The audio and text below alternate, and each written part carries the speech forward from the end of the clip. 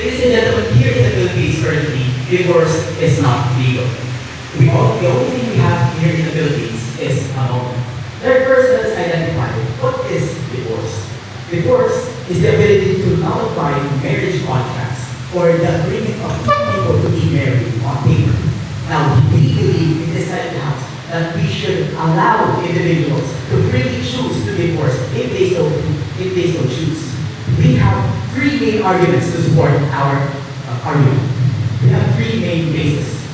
Number one, it strengthens the right of each individual.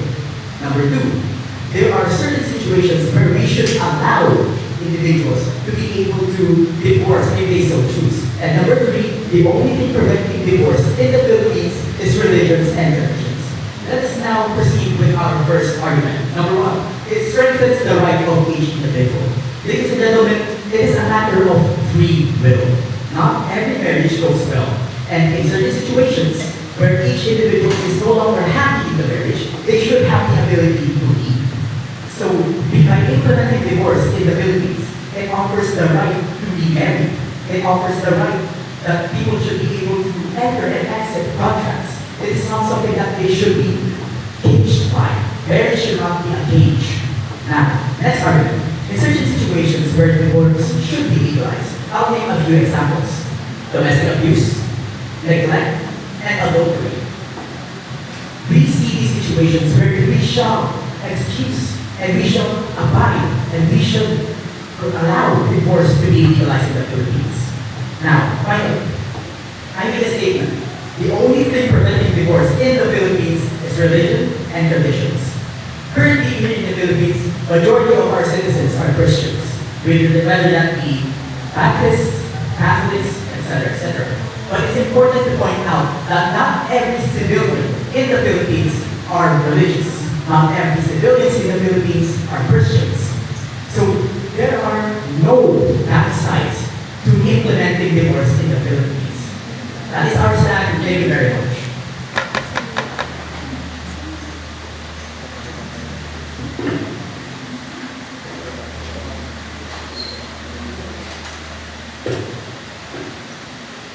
Good day once again.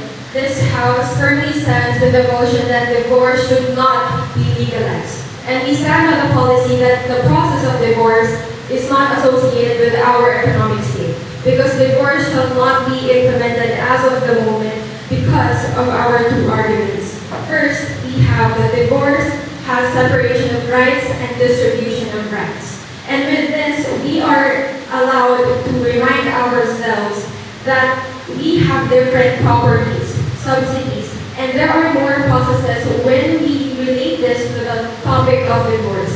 With these processes, we cannot satisfy them in our current economic state because we are below and most families are in the poverty line, as according to statistics that 15.5% of the people or families in the Philippines is currently below the poverty line. And with this being said, it is leading us to our second argument, which is in the topic of mental health. With this being said, there are so many resources to fix these kinds of problems, so many years, and we cannot satisfy these arguments until until our economic state is okay, until our economic state is regulated. And with this, again, we stand with the motion that divorce should not be legalized.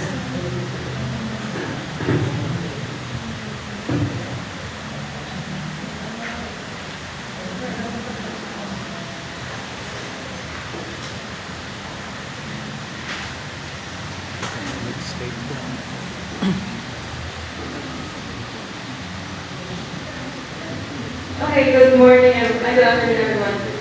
Now, as the Deputy Prime Minister, I would first like to reiterate our claim. Our claim is government wants divorce to be legalized in this country. Now, to reiterate and provide extensions to the Prime Minister's speech, it is a matter of free will. Not only is it giving more choices to people under a marriage contract, it also strengthens the rights of both people in the marriage. Now, I understand understand that in a perfect world, divorce would not be needed. Every marriage should end happily. No one would need to be separated because it's a perfect world. But we are not in a perfect world right now. Some marriages do not go the way that people expect them to be. Now, a person should be able to have a choice in continuing or ending a lifelong contract. Contracts can be ended. This is something that someone should have the right to do. Now, for another argument of my secondly, there are situations where divorce is accepted and or needed because we have domestic abuse, neglect, and adultery as mentioned by my Prime Minister. These situations not only endanger the life of one or more lives in a marriage, that could be the wife, the husband, and or the children if they have any. This is not something that we should force our people to stay in just because we refuse to legalize divorce. As my Prime Minister said, divorce has no downsides. What is preventing us from legalizing divorce right now? It's tradition and religion. I would like to call out this fallacy. This is an appeal to tradition. It is the only thing holding us back. We cannot uphold something just because it is new or it is against what we are used to. Even though divorce in and of itself has little to no downsides. We should not focus on the opinions of the masses or what we should or what we have been doing, but focus on what we should do. Because there are people that are in dangerous positions as of this moment due to the absence of the choice of divorce. And for that we are proud to propose.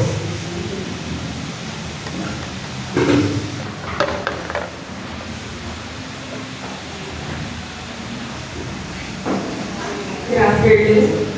I would like to reiterate the government's arguments, which is that certain situations, if they choose, like domestic violence, neglect, and adultery, what is the reason for these?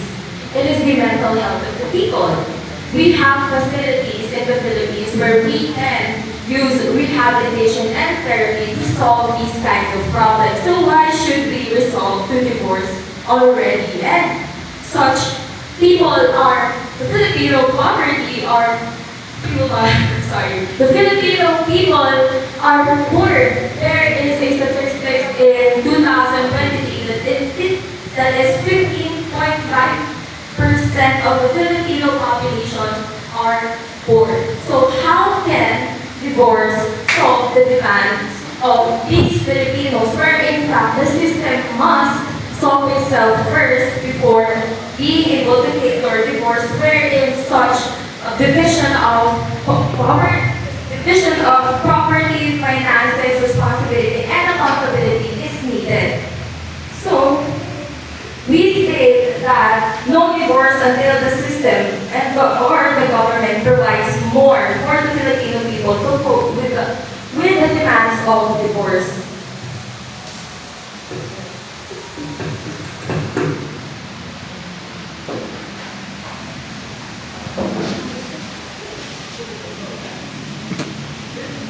Good afternoon, ladies and gentlemen. So I'm doing a topic. Now, I would like to summarize our side. But first, let me argue on the question of the other side. The opposition side is arguing on economic basis. This is a legal matter, not an economic matter. They could say that economic status of individuals can possibly divorce, but we have people with natural agreements where people can agree, which is, like in this matter, it's a legal matter. The natural agreement is natural agreement is an agreement between two people. When they have divorce, they can have separation of assets. Now, yes. How common or how normal Filipino people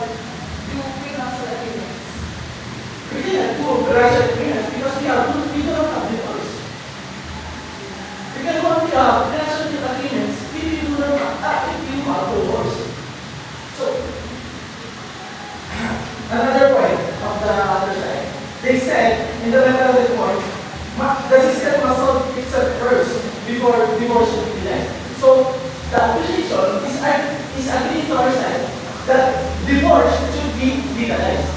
They said that in the point under the law.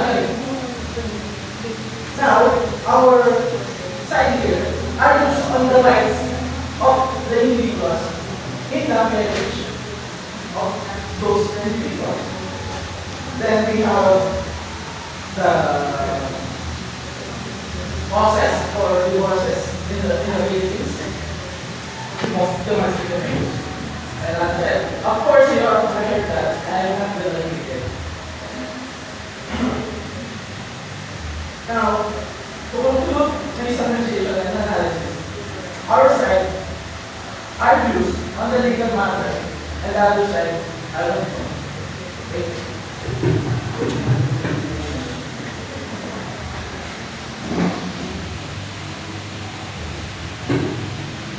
Okay. Our side is divorce should not be legalized. As our Prime Minister stated before, that the process of divorce doesn't imply in our economic status. There's a lot of process that we have to go through that we cannot achieve easily. And prenup is not feasible and only to the specific people, to those who have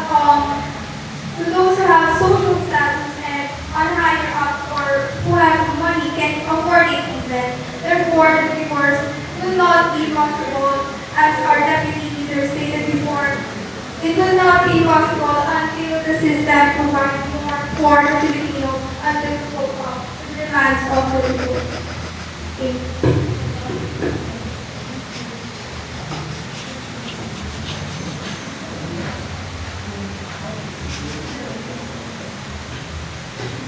Good day once again, everyone. First, let me reiterate what has been said by the government side. They are fighting for the argument that legalizing divorce strengthens both free will and their free will.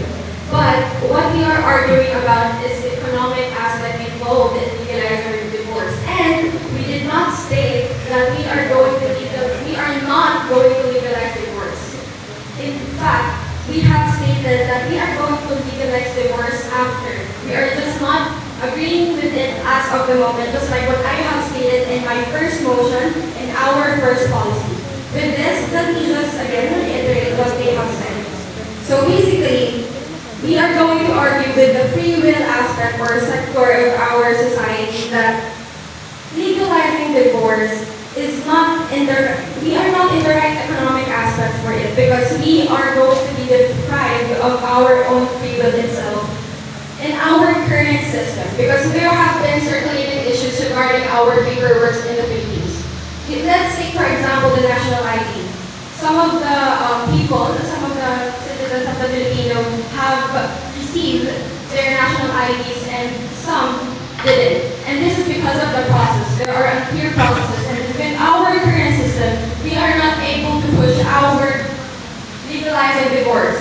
That is why we are arguing that we will legalize them in the near future once we have regulated this.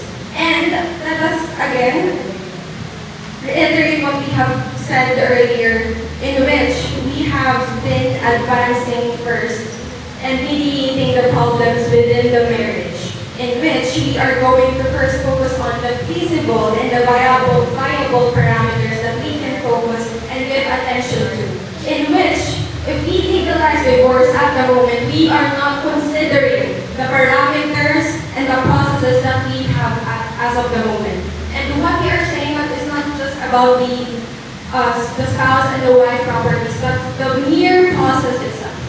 The economic aspects regarding this, the financial constraints that we are going to experience with this, and of course, the exhaustion because of the paperwork and the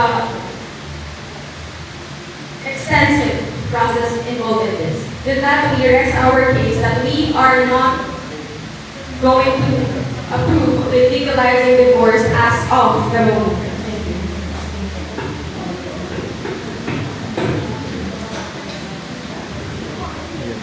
Okay, well, thank you so much, ladies and gentlemen. Now allow me to summarize this debate so far.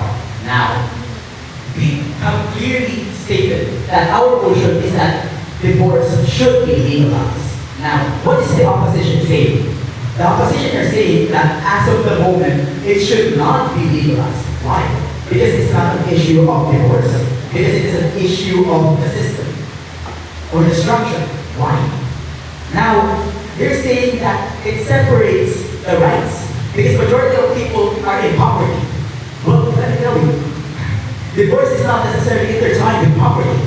Now, they're saying here, when our deputy government stated that she strengthened our argument about domestic abuse, then the opposition deputy stated that what's the solution? Therapy. Well, let me tell you, this is a red herring. Why is this a red herring? Because divorce does not necessarily equal mental health. I'll tell you this, most divorce is not an issue of mental health. Sometimes, or in some situations, it is a legal matter. It is an emotional matter. So I do not believe that this rebuttal is effective in this situation. Finally, economy, not divorce. Prenuptial agreement. These are the words spoken by our government whip. Now, we say that prenuptial agreement exists, and this therefore renders their agreement invalid as it adds to the rights of the individuals. Here's our main point. Economic status does not hinder the marital rights of each individual. It is not a matter of the system, it is not a matter of mental, it is a matter of right, it is a matter of choice. We are talking about policy, it is a policy debate. That is why we believe that our side of the house has won this debate. Thank you.